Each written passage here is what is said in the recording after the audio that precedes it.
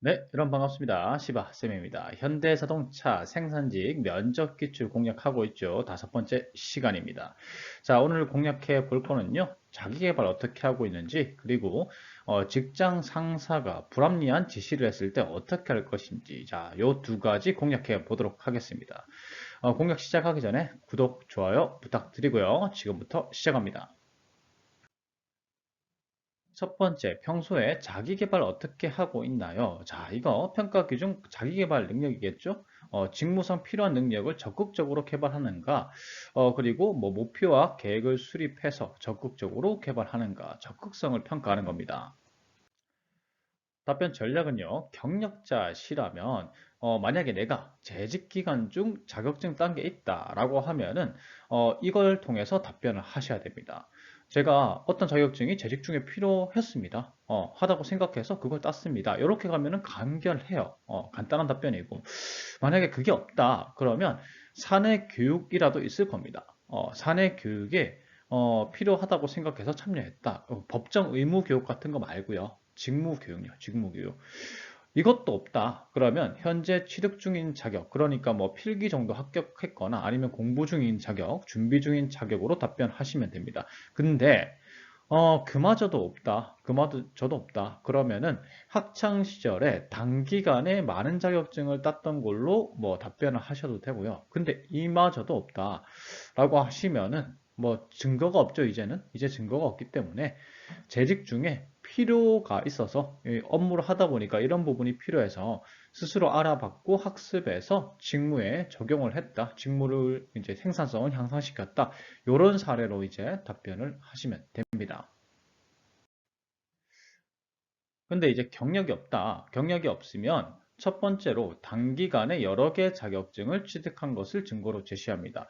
이력서에 자격증이 다 나와 있고 취득일자 같은 게 다 나와 있겠죠? 그러면 이제 저는 언제부터 언제까지 단기간에 굉장히 많은 자격증을 땄습니다. 그래서 제가 철저하게 계획을 세워서 자기 개발을 한 사례입니다. 입사 후에도 그렇게 하겠습니다. 자, 이런 식으로 답변을 할 수가 있겠죠. 자, 그게 없으면은 그냥 일반적인 사례로 갈 수밖에 없습니다. 필요한 자격증을 탐색해서 적절한 계획을 세워서 자격증을 취득한 사례를 여러분들께서 답변을 하시면 됩니다. 반드시 직무 자격증이 아니라도 괜찮아요.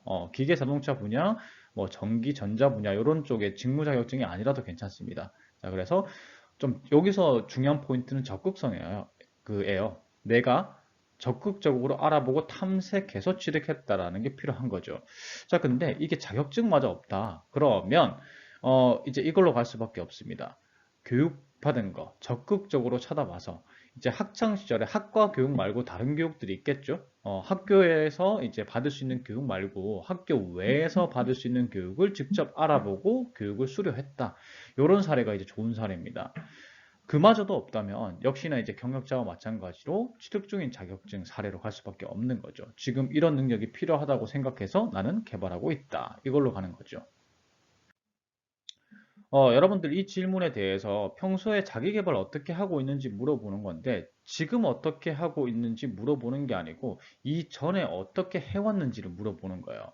자, 그래서 할 것이다라고 답변하는 것보다는 지금 현재 하고 있다가 낫고 하고 있다라는 답변보다는 했었다. 이렇게 자기 개발 했었다로 답변하는 게 제일 좋습니다. 기계 자동차 분야의 자격증이라면 좋겠지만 없다면은 그냥 자격증 취득 사례를 말하는 것도 상관이 없습니다. 단 적극적 자기 개발. 여기서 적극적 자기 개발이란 건 뭐냐면 스스로 알아보고 이러이러한 목적을 가지고 취득했다. 혹은 교육을 받았다. 학교 정규 교육 외에 다른 교육을 받았다. 내가 스스로 찾아봐서 그리고 일반적으로 따는 자격증은 아니지만은 나는 이제 동향을 살펴보니까 신문 기사 같은 걸 살펴보니까 이런 자격증이 필요하다고 생각했다. 혹은 선배가 이런 자격증이 있으면 좋다고 했다. 그래서 땄다. 이런 식의 스스로 내가 알아보고 목적을 가지고 취득했다라는 사례가 있어야 됩니다.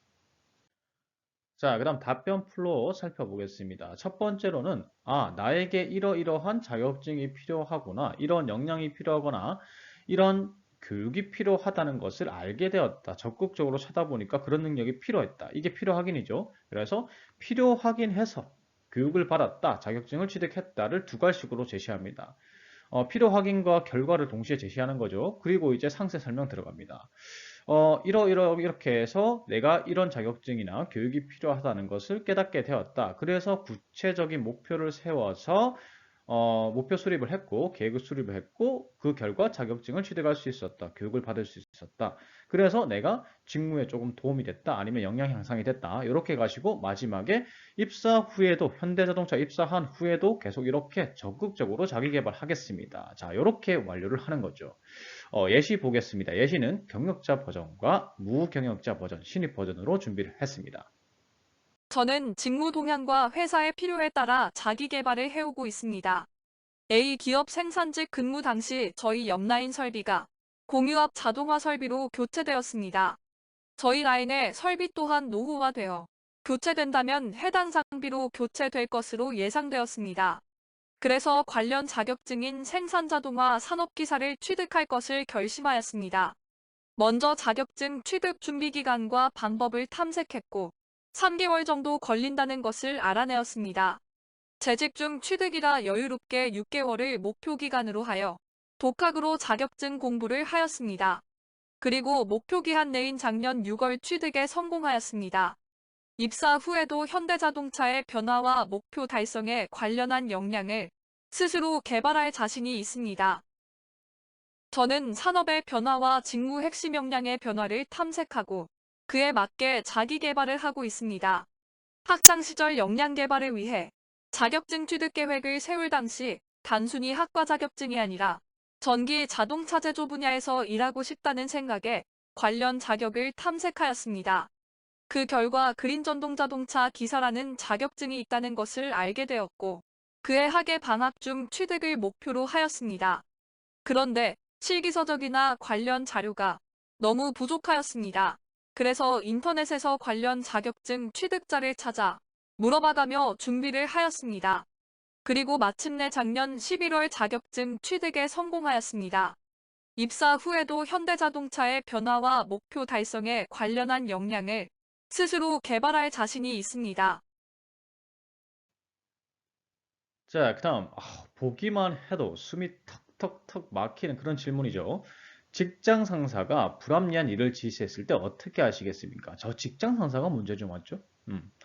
자, 그러면 어떻게 대답하느냐? 이거는 이제 평가 기준이 갈등 관리, 상사하고 이제 갈등이 생기거나 이럴 때 어떻게 해결할 것인가? 그리고 만약에 규정 위반한 지시면은 그 규정을 위반하지 않고 조직을 올바른 방향으로 이끌 수 있는가? 이런 것들을 평가하게 되는데 사실은 이게 의도가 면접관들이 이제 들을 때는 직장 내 불화를 일으킬 수 있는 사람인가, 그리고 불화를 일으키지 않고 적절히 대응할 수 있는 사람인가, 이런 것들을 중점적으로 듣게 됩니다. 면접위원들은요.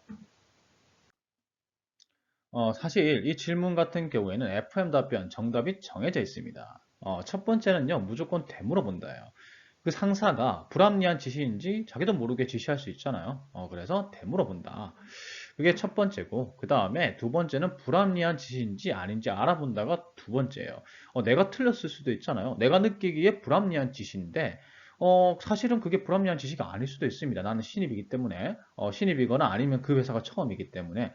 그래서 이제 알아보고, 만약에 조직에 해가 가거나 규정 위반이다. 그러면은 간접적으로 물어봅니다. 상사분에게 선배님 그거 틀렸습니다. 이렇게 하는 게 아니라, 이거 틀린 거 아니에요? 혹시나 이거 이렇게 하면 규정 위반인 것 같은데 제가 잘 몰라서 그러는데, 규정 위반 아닌가요? 이렇게 이제 간접적으로 물어보는 거죠. 근데 그래도 안 된다. 그 정도로 이제 완전 상꼰대다. 그럼 어떡하죠? 그러면 규정 위반을 하면 안 되잖아요. 그러니까 이제 상사와 동급자. 그러니까 만약에 요게 이제 그 과장님이면 다른 과장님한테 한번 여쭤보는 겁니다. 이렇게 해도 됩니까? 근데 그래도 해결이 안 된다. 그 과장님도 한 족속이다. 한 패다. 그러면은 상급자 순으로 보고를 하는 겁니다. 그래도 해결이 안 되면 어쩔 수 없죠, 이건. 근데 사실 면접에서는 어쩔 수 없다라고 얘기할 수 없겠죠? 끝까지 이제 그 규정이 지켜질 수 있도록 한번 저부터 규정을 지키겠다, 막 조직을 뒤엎겠다 이렇게 가시면 안 돼요. 그게 아니라 저부터 그 규정을 지켜나가겠습니다. 그래서 상사분들에게 좋은 영향을 줄 수 있도록 노력해 보겠습니다. 그렇게 하는 게 좋습니다. 자, 근데 문제는 이 질문 같은 경우 꼬리 질문이 더 힘들어요. 꼬리 질문이 반드시 이렇게 나오겠죠. 그러면 지시를 어기면 직장 상사와 관계가 틀어질 텐데 어떻게 하시겠습니까? 이렇게 이제 압박 질문이 들어옵니다. 간단해요. 해결책은 회복할 자신이 있습니다. 저 자신 있어요. 뭐 상사와 갈등 이제 생기겠죠. 당연히 불화가 생기겠죠. 그런데 그거 해결할 자신이 있습니다. 예전에도 그렇게 회복해 봤습니다. 예전에 상사와 관계가 틀어진 걸 회복해 봤습니다. 이렇게 이제 답변하시면 되겠죠. 그리고 이게 이제 FM 답변인데 만약에 실제로 이제 재직자분들 같은 경우, 경영자분들 같은 경우 이런 경우가 있을 수 있습니다. 부당한 지시를 받고 잘 해결한 사례가 있을 수 있어요. 그러면 솔직담백하게 그냥 그때 잘 해결했습니다. 그래서 제가 입사 후에도 잘 해결할 수 있습니다. 요렇게 답변하시는 게 사실은 더 좋은 평가를 받습니다. 어떻게 하겠습니다 보다는 예전에 했었습니다. 잘 해결했었습니다. 그러니까 지금도 잘 해결할 수 있어요. 이렇게 답변하는 게 더 좋은 평가를 받겠죠. 그래서 실사례가 있다면 실사례로 답변하고 아니면 FM 답변을 유지하시는 게 좋은 평가를 받으실 수 있는 전략입니다. 그래서 답변 플롯은 되물어본다, 그 다음에 규정 위반인지 확인해 보고요. 만약에 그게 규정 위반이면 간접적으로 질문해서 설득을 하는 겁니다. 그래서 그래도 안 되면 이제 동급자, 상급자 순으로 상담을 하고요. 만약에 이래도 설득이 안 된다. 그러면 추가 이제 질문이 들겠죠. 그러면은 만약에 그게 규정 위반이라면 일단은 내가 좋은 영향을 줄 수 있도록 나부터 규정을 일단 준수를 하겠다. 이렇게 이제 답변을 하시면 되겠죠. 압박 질문은 제가 설명을 드렸고요. 자, 그러면 이제 예시를 한번 들어보도록 하겠습니다. 우선 다시 물어보겠습니다. 상사분이 실수로 그런 지시를 하셨을 수도 있기 때문입니다. 만약 그런 지시가 반복된다면 그것이 불합리한 지시가 맞는지 확인하겠습니다. 실제로 불합리한 지시가 아니라 제가 틀렸을 수 있기 때문입니다. 확인 후 그것이 불합리한 지시라면, 특히 사내 규정의 위반이라면 설득하겠습니다. 직접적으로 설득하기보다 몰라서 그러는데 이렇게 하면 규정 위반일 수도 있겠는데요. 라는 식으로 간접적으로 설득하겠습니다.